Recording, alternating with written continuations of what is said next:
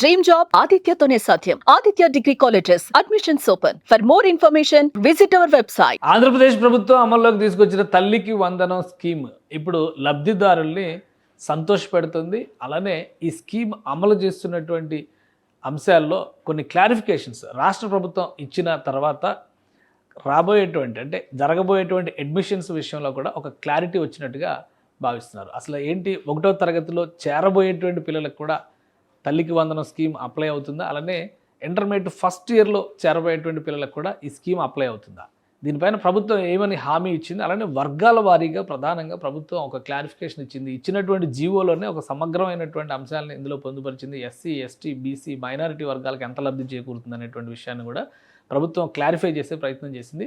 ఒకసారి దాన్ని విశ్లేషించేటువంటి ప్రయత్నం చేద్దాం. రాష్ట్ర ప్రభుత్వం ప్రతిష్టాత్మకంగా చెప్పినటువంటి మాట తల్లికి వందనం పథకం. తల్లికి వందనం పథకాన్ని ఒకసారి చూస్తే కనుక అంత పర్ఫెక్ట్గా చేశారు చంద్రబాబు నాయుడు గారు అంటూ ఈ పార్టీకి సంబంధించి కానీ కూటమి నాయకత్వం కానీ పదే చెబుతుంది. 1వ తరగతిలో అడ్మిషన్ పొందే పిల్లలు ఫస్ట్ ఇయర్లో చేరే విద్యార్థులకు కూడా తల్లికి వందనం అమలు చేస్తాం అనేది ఒక క్యాంపెయిన్ కింద నడిపిస్తుంది పార్టీ వైపు నుంచి చూస్తే కనుక. అలానే అడ్మిషన్లు పూర్తయి డేటా అందుబాటులోకి రాగానే ఈ విద్యార్థుల తల్లుల ఖాతాల్లో నిధులు జమ చేస్తారు. ముందుగా జూన్ 12 నుంచి ప్రారంభించారు. 8,745 కోట్ల రూపాయలు జమ చేశారు. దీనివల్ల 67,27,164 మంది విద్యార్థులకు ఈ పథకం వర్తిస్తుందని చెప్పని రాష్ట్ర ప్రభుత్వం చెప్తుంది. అలానే ఈ జీవోలో ఇచ్చినటువంటి డేటా ఏంటి, క్లియరెన్స్ ఏంటి ఒకసారి మనం చూద్దాం. ఇది తల్లికి వందనం జీవోకి సంబంధించి ప్రభుత్వం ఇచ్చినటువంటి డేటా. ఈ ప్రోగ్రామ్ లాంచింగ్లోనే కొన్ని కీలకమైనటువంటి అంశాలను ఆల్రెడీ గైడ్స్, దీనికి సంబంధించినటువంటి లిమిటేషన్స్, అర్హతలు, అనర్హతలు వీటన్నిటినీ పెట్టేశారు. ఇందులో చూస్తే కనుక extending financial assistance of 15,000 rupees per annum per child to every eligible mother or guardian regardless of the number of children for sending their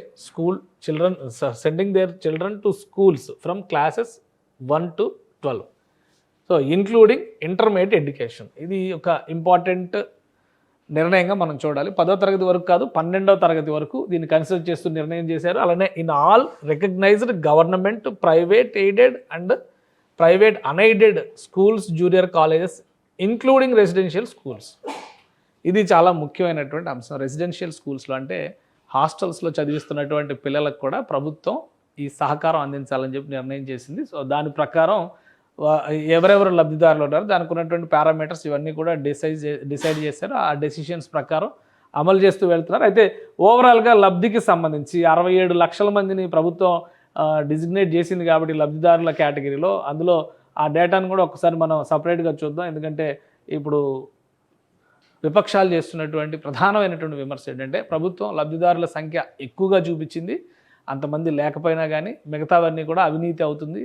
అలానే 2,000 రూపాయలు కట్ చేస్తున్నారు. ఈ 2,000 రూపాయలు మంత్రి నారా లోకేష్ జేబులోకి వెళ్తుందంటూ వైసీపీ కామెంట్స్ చేసింది. దానికి నారా లోకేష్ గారు ఛాలెంజ్ ఇస్తారు. 24 గంటల్లో దాన్ని ప్రూవ్ చేయకపోతే, ఆధారాలు బయట పెట్టకపోతే లీగల్ యాక్షన్ తీసుకుంటానని వార్నింగ్ ఇచ్చారు. ఎందుకంటే ఇది గతంలోనే చెప్పారు, స్కూల్స్ మెయింటెనెన్స్, బాత్రూమ్స్ మెయింటెనెన్స్ కోసం ఒక 2,000 రూపాయలు తీసుకుంటున్నట్టుగా గత ప్రభుత్వ హయాంలోనే అమ్మఒడి స్కీమ్లో కొన్ని గైడ్లైన్స్ చెప్పారు. అవే గైడ్లైన్స్ దీనికి కూడా అప్లై అవుతాయని చెప్పి రాష్ట్ర ప్రభుత్వం క్లారిటీ ఇచ్చింది. కాబట్టి మొత్తంగా ఈ రాజకీయ విమర్శలను పక్కన పెడితే లబ్ధిదారులకు సంబంధించినటువంటి అంశాలను మనం ఒకసారి చూస్తే కనుక నంబర్ ఆఫ్ బెనిఫిషియరీస్ మొత్తం చూస్తే 54,94,000 మంది, 94,703 మంది పిల్లలు ఉన్నారు. సో వాళ్ళ మదర్స్ ఎంతమంది అంటే 35 లక్షల మంది. అంటే ఒక్కొక్కరికి 2 కాదు, 3 కాదు, 4 కాదు, 5, 6 ఉన్న వాళ్ళకు కూడా ఈ స్కీమ్లో బెనిఫిట్ ఇచ్చారు.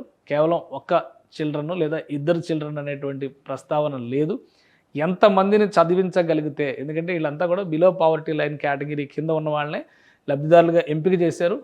ఆ పేదరికంతో పోరాటం చేస్తూ కూడా పిల్లల్ని చదివించడం ద్వారా మంచి జీవితాల మీద కలలుగంటున్నారు. కాబట్టి ఆ తల్లిదండ్రులు అందరినీ ఆదుకుంటామని చెప్పని కూటమి ప్రభుత్వం చెప్పింది. అందులో భాగంగానే వీళ్ళందరికీ కూడా ఇస్తే, అలానే ఎక్స్పెక్టెడ్ ఎలిజిబుల్ అడ్మిషన్స్ ఫస్ట్ క్లాస్లో ఎలిజిబుల్ అడ్మిషన్స్ ఏంటంటే లాస్ట్ టైం జరిగినటువంటి జాయినింగ్స్ని దృష్టిలో పెట్టుకుని ఆ రేషియో ప్రకారం ఒక ఎస్టిమేషన్ వేశారు. 5,87,265 మంది కొత్తగా జాయిన్ అవుతారనుకుంటున్నారు. అలానే జూనియర్ ఇంటర్మీడియట్ అడ్మిషన్స్ అప్రాక్సిమేట్లీ 5,32,485 మంది అని చెప్పి అనుకుంటారు. Invalid records to be corrected. ఎందుకంటే కొన్ని ఇప్పుడు ఆల్రెడీ రివ్యూకి పెట్టారు. అర్హత ఉండి కూడా రాని వాళ్ళు ఎవరైనా ఉంటే వాళ్ళని, దానికి సంబంధించి ఒక 21,860 మంది ఉంటారని చెప్పని చెప్తున్నారు. సో అదొక డేటా. దీంతో కలిపి చూస్తే కనుక 7,25,000 మంది అవుతున్నారు. ఇంకొకటి cases with no household data. Household data లేకుండా ఆగిపోయిన వాళ్ళు ఒక 90,000 మంది ఉన్నారు. 90,851 మంది. సో అది చూస్తే 67,27,164 మంది, వీళ్ళందరినీ కూడా కన్సిడర్ చేస్తూ రాష్ట్ర ప్రభుత్వం నిర్ణయం తీసుకుంది. సో ఇక్కడ మదర్స్ ఎక్స్పెక్టెడ్ ఈ 2 కేటగిరీలకు సంబంధించి ఎక్స్పెక్టెడ్ మదర్స్ ఎస్టిమేషన్ 7,25,000 అనిపిస్తుంది. అంటే టోటల్గా ఈ 42,69,459 ఫ్యామిలీస్ కింద మనం చూడొచ్చు వీటిని. ఇవి ఇండివిజువల్ లెక్కలు అది చూస్తే కనుక ఇక్కడ ఇవి ఫ్యామిలీస్ కింద మనం చూడొచ్చు. ఇన్ని కుటుంబాలకి దీనివల్ల లబ్ధి చేకూరేటువంటి అవకాశం ఉందని చెప్పని ఈ డేటాబేస్లో ప్రభుత్వం చెబుతుంది. కాబట్టి దీన్ని దృష్టిలో ఉంచుకొని అమలు చేసేందుకు కావాల్సినటువంటి ప్రక్రియని ఇప్పటికే రాష్ట్ర ప్రభుత్వం మార్గదర్శకాలని ఇచ్చేసింది. దాని ప్రకారం మొదటి 3 రోజుల్లోనే అమౌంట్ మొత్తం కూడా డిస్బర్స్ అయిపోయింది. దానిపైన రివ్యూ చేశారు నారా లోకేష్ గారు.